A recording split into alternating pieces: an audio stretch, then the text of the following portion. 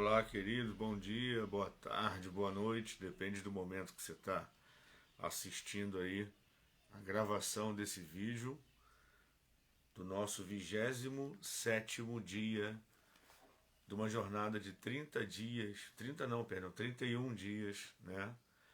Aprendendo sabedoria e prosperidade com Salomão em Provérbios. Salomão, um homem abençoado por Deus, com sabedoria e que pôde com ela ser próspero e nos ensinar verdades muito profundas. Então já tem gente chegando aqui em nossa live, glória a Deus, que maravilha, né? Final de semana aqui, no momento que estou gravando essa live, né? Final de semana, 6 da manhã, o pessoal já aí de pé, que maravilha. Bom, seja bem-vindo aí, Rogério, Flaviane, irmã Maria José. Que bênção, que alegria ter vocês aqui. Para mais um dia, para mais uma oportunidade da gente compartilhar algo da palavra de Deus, né? Aprendendo e compartilhando verdades tão necessárias, tão profundas, que podem e têm o poder realmente de transformar a nossa vida, né? Porque é a palavra de Deus. Nós estamos nos debruçando nesses dias, capítulo por capítulo do livro de Provérbios, né? E aí todos os dias aprendendo pelo menos uma chave de prosperidade. Bom dia, irmã Nadiene, mais uma vez a irmã conosco aí, maravilha. Eu tenho observado, né, que claro, não poderia ser diferente. Tem muita gente que nesse horário, ao longo da semana, está na condução indo para o trabalho e só assiste depois. Mas tem tido uma constante mesmo, todos os dias aí pelo número de visualizações e pela lista das pessoas ali, tem tido uma constante, que Deus abençoe de fato e mude pelo poder do seu Espírito que em nós opera, pela palavra de Deus que é viva e eficaz, mude os nossos conceitos e pensamentos, palavras, e aí o nosso comportamento também seja mudado, para que a bênção de Deus aconteça por completo. Então nós estamos aqui, queridos, Provérbios capítulo 27, porque hoje é o nosso 27º dia, aprendendo prosperidade com Salomão em Provérbios. E como eu tenho falado em alguns vídeos, quero dar aqui boas-vindas à nossa irmã Elane, Cristina, a paz, bom dia. Como a gente tem falado em alguns vídeos aí, ao longo desses dias todos, prosperidade está intimamente ligada à sabedoria, né? Prosperidade bíblica, né? Ela avança o conceito do ter e ela adentra o conceito do ser. Então veja bem, Deus tornou Salomão sábio, porque a sabedoria vem de Deus, e quando Deus aparece para ele e manda ele, pede o que você quer, e ele falou, quero sabedoria para poder governar o seu povo com retidão e tal. Aí Deus deu sabedoria, já que você não me pediu nem riqueza, nem mulheres, nem fama, nem nada disso, eu vou te dar sabedoria, mas também vou te dar muito mais coisas que você não pediu, porque a porta de entrada é a sabedoria. Então veja bem, eu não sei se vocês lembram, mas eu me lembro aqui de algumas reportagens, né, que falaram sobre ex-milionários. Ex-milionários. Pessoas que, por exemplo, no passado aí ganharam na Mega Sena acumulada, ganharam uma bolada de dinheiro, mas que anos depois elas não tinham mais nada, tinham torrado tudo. Lembro da Serra Pelada, famosa Serra Pelada, virou série de TV, virou filme, virou um monte de coisa. Quantas reportagens na Serra Pelada, né? Pela busca do ouro, pela busca desenfreada. Eu me lembro de um homem que trabalhou muitos meses na Serra Pelada e ele conseguiu garimpar 11 quilos de ouro. Gente, 11 quilos, são 11 mil gramas, e 1 grama de ouro já é um dinheirinho legal. Imagina 11 mil vezes isso. né? E aí ele, com 11 quilos de ouro, ele veio para o Rio de Janeiro. Ele alugou a cobertura de um prédio no Leblon, se eu não me engano, na Zona Sul, um prédio de frente para a praia, e ele ficou morando na cobertura desse prédio, comendo, bebendo e vivendo dentro de um prédio, de um apartamento de luxo, na cobertura, de frente para a praia, pensando o que fazer com o dinheiro, e foi aproveitando a vida dele ali. Só que com um ano de hospedagem, com toda a despesa de bebida, comida e estadia, ele teve que deixar os 11 quilos de ouro lá. Pessoas que ganharam na Mega Sena acumulada e compraram terras, muitos hectares de terra, e depois foram descobrir que era pasto, que não servia para nada, não podia plantar nada ali. E aí perderam todo o dinheiro, porque... E aí? O que adianta você ter agora a terra para pasto, mas não ter o gado? Então, não é ter dinheiro, é ter sabedoria para lidar com isso. Porque o amor ao dinheiro é a raiz de todos os males, né? E sem a sabedoria a gente não vai conseguir administrar, não vai conseguir entender o propósito, não vai conseguir usufruir da maneira correta, tanto para nós, quanto para a nossa família, quanto para o reino de Deus, quanto para as pessoas.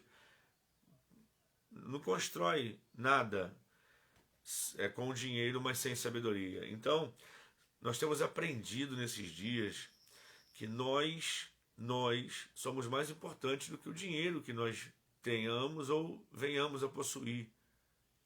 Porque o dinheiro só serve para essa vida, percebeu?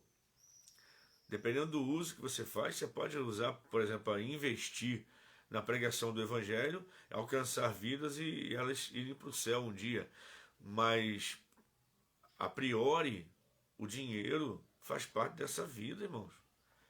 Ninguém ajunta tesouro no céu fazendo um Pix, fazendo uma transferência bancária. O tesouro no céu é guardado de outra forma, porque os tesouros terrenos são um, os tesouros celestiais são de outra ordem, né? Então, ter é importante, mas ser é imprescindível. Então, a palavra ela vem trabalhando no nosso coração sobre sermos sábios, sermos sarados, sermos inteligentes, sermos resilientes, isso tudo aí. E aí pode ser que alguém assistindo os vídeos diga: o que isso tem a ver com prosperidade? Bom, a proposta está sendo seguida fielmente, capítulo por capítulo de Salomão aqui em Provérbios, aprendendo uma chave de sabedoria que tem a ver com prosperidade, para a gente poder seguir os passos desse homem de Deus, que pela palavra nos ensina muito, e de graça, né? De graça. Pois é, aí nós chegamos então com esse sentimento todo de gratidão já, ainda tem alguma caminhada pela frente, mas estamos já no 27º dia dos 31 dias, aprendendo prosperidade com Salomão e Provérbios. Eu quero ler com você 2 versículos e apresentar para você o princípio que tocou o meu coração nesse capítulo. Versículo 4 e depois o versículo 17. Versículo 4 é uma pergunta. Cruel é o furor e impetuosa ira. Cruel é o furor e a impetuosa ira, mas quem parará perante a inveja? Cruel é o furor e a impetuosa ira, mas quem parará perante a inveja? E aí no verso 17, como o ferro com o ferro se aguça, assim o homem afia o rosto do seu amigo.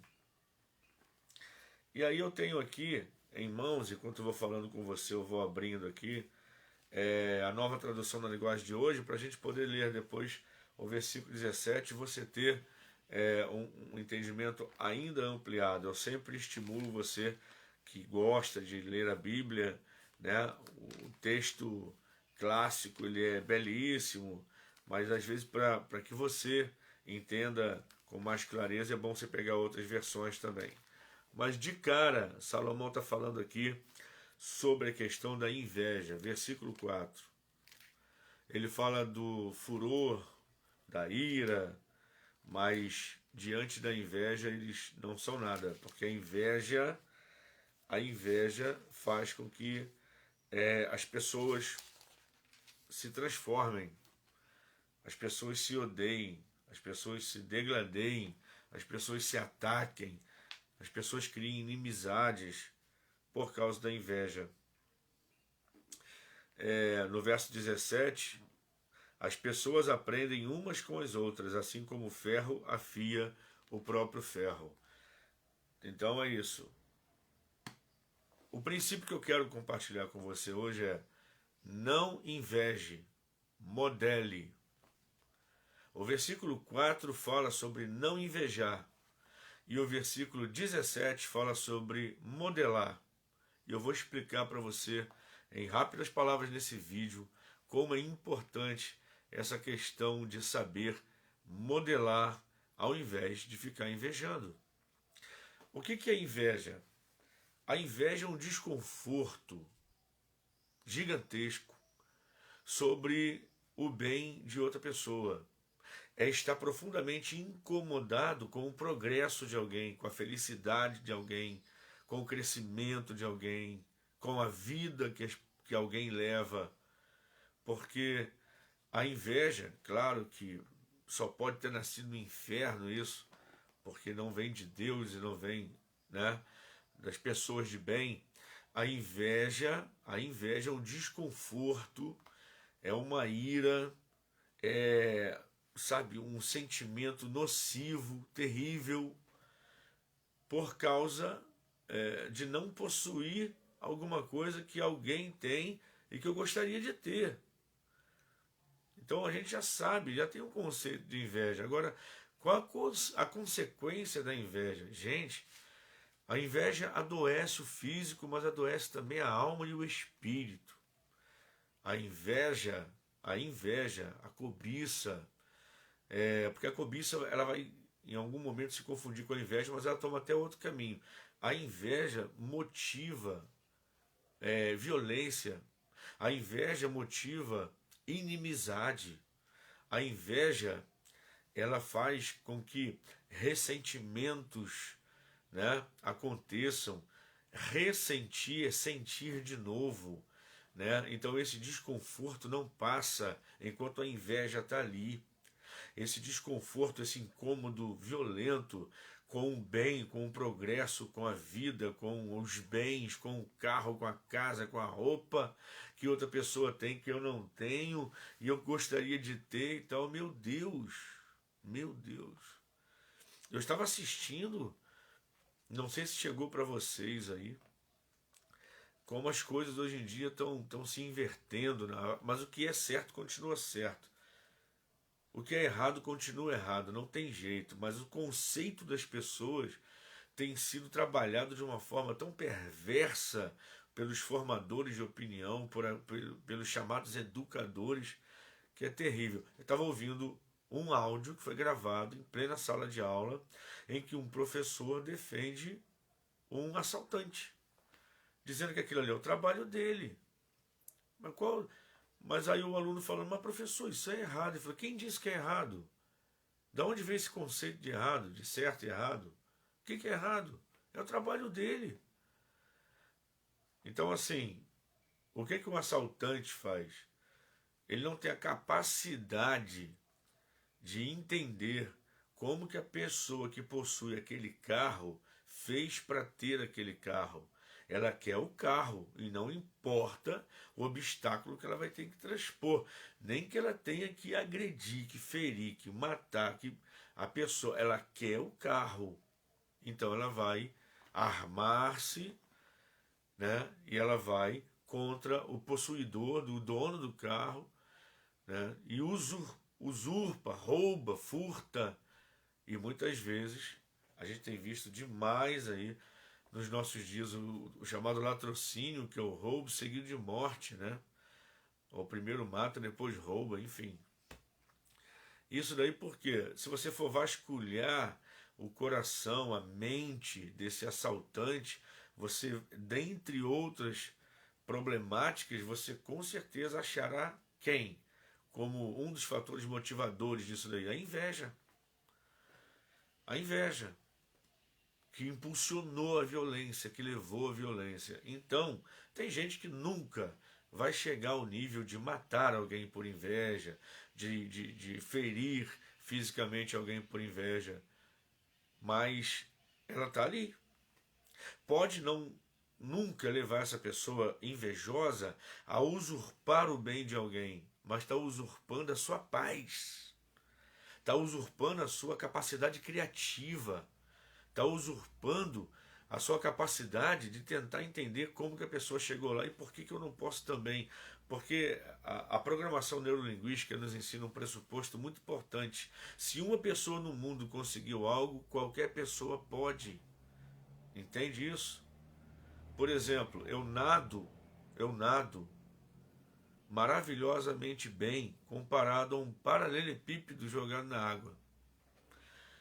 Se a piscina for maior do que a minha altura, eu penso duas vezes antes de entrar, porque eu tenho que me garantir com os pés no fundo. Eu consigo nadar alguns metros, mas agarrar logo na borda. Aí eu fui para a palestra do Nick Fujisik, não é isso o nome dele? Aqui na Barra da Tijuca. O Rogério estava comigo, o Rogério que está assistindo aqui ao vivo esse vídeo, estava lá comigo. O cara sem os braços, o cara sem as pernas, o cara tem a cabeça, o tronco e os pés, mas assim, bem limitados, digamos assim. E o cara nada, anda de skate. Eu assisti a última Paralimpíada, né? Um brasileiro que me foge o nome agora, recordista e tal, e no meio de outros nadador, gente, sem braço, cara, concorrendo, participando, disputando Olimpíada, Paralímpica. Então, assim, meu Deus, todo mundo tem capacidade. Se uma pessoa no mundo aprendeu a nadar, ela abriu a porta para que todos pudessem raciocinar e falar: nossa, ele nada, ele é um peixe humano. Não, ele conseguiu aprender a nadar, qualquer um sabe. Até porque a gente no útero da nossa mãe, a gente já vivia mergulhado em líquido, né? Tanto é que existem alguns partos que são feitos submersos, né? E a criança já nasce nadando. Isso é o nosso instinto, a gente já consegue fazer isso, só que desaprende para depois aprender de novo. É interessante, né? Então, queridos, o primeiro versículo, que é o 4, nos dá a primeira parte do princípio de prosperidade que eu quero compartilhar com você. Não inveje. Olha, trata muito bem o teu coração e as tuas emoções em relação à inveja. A inveja é sutil. A inveja, às vezes, ela entra por uma porta muito estreita e se estabelece. É de olhar para alguém e falar: nossa, cara, que carro, que casa, meu Deus, como eu queria ter isso. Meu Deus, dá para mim também, Senhor. Oh Deus. Mas aí depois, isso pode, se a gente não vigiar, ir crescendo, dia após dia dentro de nós. E como um ladrão, e como uma erva daninha, melhor dizendo, vai crescendo, crescendo, como ladrão vai roubando o nosso poder criativo, o nosso poder de reação, de ação, de partir para cima e de fazer o que o versículo 17 vai fazer, vai nos ensinar para completar esse princípio, que é modelar. Olha o que ele está dizendo na linguagem de hoje: as pessoas aprendem umas com as outras, assim como o ferro afia o próprio ferro. Você já viu? Eu acho, não tenho inveja, tenho uma admiração para as pessoas que amolam faca, né? Uma com a outra. Dizem que é a forma mais fácil de fazer. Eu não sei fazer isso, não.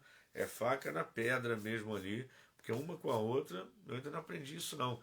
É afiar ferro com ferro, um afiando o outro. Não é interessante? Duas facas de açougueiro, uma afiando a outra. Cara, que habilidade, que coisa legal. Né? Tá aí uma coisa que eu não aprendi, não me fez falta até hoje, não. Mas é legal, é prático. Num churrasco, então, no desossar de uma carne, então, oh, que maravilha. ferro afiando ferro, uma pessoa aprendendo com a outra. Isso se chama modelar. O que é modelar? Seguir o modelo. Se você olha para alguém e fala assim, puxa vida, como é que essa pessoa... Não, olha o que essa pessoa conseguiu. Será que é possível conseguir também? Eu já antecipo que sim. Agora, modelar é eu chegar até essa pessoa pessoalmente ou por referências, porque às vezes, por exemplo, vamos pensar aqui num cara aí, Bill Gates, né? E aí alguém fala assim, pô, qual o sucesso, qual o modelo de sucesso que esse cara seguiu? Steve Jobs, Silvio Santos, alguma pessoa que você admira, alguma pessoa nem tão exponencial assim, né? Nas suas realizações, mas de repente alguém que você admira como pessoa, você fala, pô, que facilidade que o meu pastor, que o pastor fulano tem de articular palavras, de entender a palavra bíblica, de falar com as pessoas. Poxa, como é que fulano conseguiu aprender a cantar tão bem assim? Será que, né? Qualquer coisa que te chame atenção na habilidade de alguém, você pode procurar modelar. Modelar não é copiar grosseiramente. Modelar é descobrir o que essa pessoa fez, quais os passos que ela tomou, quais as atitudes que ela praticou, o que ela fez para chegar nesse nível. O que ela fez, o que ela praticou. E aí você conversando com ela, ou nessas pessoas que a gente não tem acesso, você procurar a biografia, a história de vida, o que elas fizeram, as entrevistas que elas já deram, e pegar os insights, os ganchos, e falar, cara, que legal, eu vou aplicar isso na minha vida. E aí você pega o modelo de sucesso que você quer seguir. Não é uma cópia qualquer. Modelar atitudes, modelar pensamentos, modelar comportamentos, modelar estratégias que essas pessoas utilizaram e aplicar na minha vida. Isso é sábio. Então a inveja, ela é terrível. E ao invés de invejar, modelar. Pô, legal, a pessoa tem o que eu não tenho, eu gostaria de ter, mas eu não vou invejar. Eu admiro por ela ter conseguido, agora eu vou procurar saber como que ela fez. E aí, é claro, seguir, né, os nossos princípios, né, porque não é só na questão financeira, você pode modelar qualquer coisa, como eu falei, qualquer habilidade que você admira em alguém, mas na vida financeira também. Fala, pô, como é que esse cara conseguiu juntar os primeiros 100 mil reais? Como é que se junta isso? Como é que o cara conseguiu, vou falar um pouco maior, né? 200, como é que o cara conseguiu o primeiro milhão? O que ele fez, meu Deus? Qual é o modelo que esse cara está aplicando, que essa pessoa está aplicando, que eu ainda não aprendi? Em que ele investe? Como que faz? Dá para aprender? Então vamos modelar. Então o princípio, repetindo aqui, é não inveje, modele. Ok? E isso é bíblico, isso é saudável. As empresas têm um termo que as empresas utilizam, chamado benchmarking. O que é isso? É aprender com os outros, né? Então, por exemplo, um cara que é um lojista, ele vai numa palestra de um mega lojista que começou igual a ele, que hoje tem uma franquia, tem várias lojas, e vai na palestra para poder aprender. Ou então, empresas que trocam mesmo informações.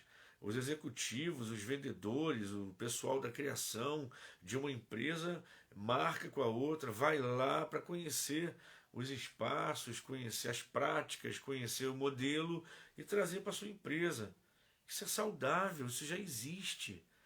Por que não trazer isso para a vida pessoal? Então, não inveje nunca, modele. Pegue as pessoas que você considera que são prósperas, que sabem lidar com o dinheiro de uma maneira melhor do que você, e aprenda com elas. É isso. E aí, se funcionou para elas, vai funcionar para você. Se o modelo for seguido, se o passo a passo for obedecido, vai funcionar. Então é esse o princípio dessa manhã, tá bom? Manda um abraço para a irmã Marisa, e algumas pessoas que eu vi que foram entrando e por algum motivo não firmaram, mas vão assistir, porque, né? Chegaram aqui, olharam, pô, o que esse pastor bonitão tá falando? Ai, ai. É autoestima, gente, autoestima. Então que Deus abençoe a tua vida. Amanhã estaremos aqui, se Deus permitir, com o 28º princípio. E ó, tá firmado aqui, hein? Eu vou preparar dois vídeos ainda e vou também acrescentar, assim que terminar esses 31 dias aí, aprendendo prosperidade com Salomão em Provérbios, e espero, dia 31 tem uma surpresa bacana para vocês. Tá bom? Deus te abençoe e até amanhã, se Deus quiser.